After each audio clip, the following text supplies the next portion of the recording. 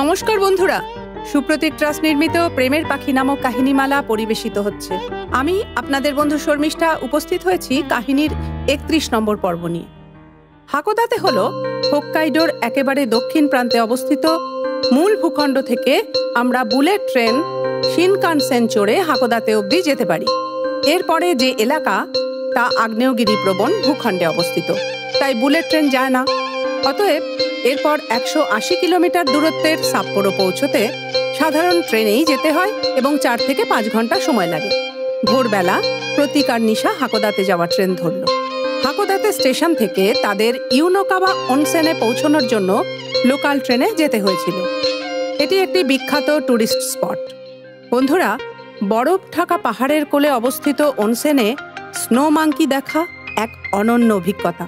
Hokkaido জাপানি snow মাঙ্কিদের প্রাকৃতিক আবাস নয়।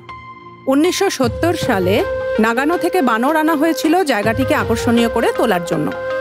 তাদের সব রকম প্রচেষ্টা সত্ত্বেও বানরগুলি হট স্প্রিংয়ের ভেতর যেতে চাইছিল না। তারপর বানরদের খাবার দিয়ে লোভ দেখিয়ে জলে নামানো গেল। এখন এমন অবস্থা যে অনসেন ম্যানেজমেন্ট চাইলেও তাদের জল থেকে বের করতে পারে না।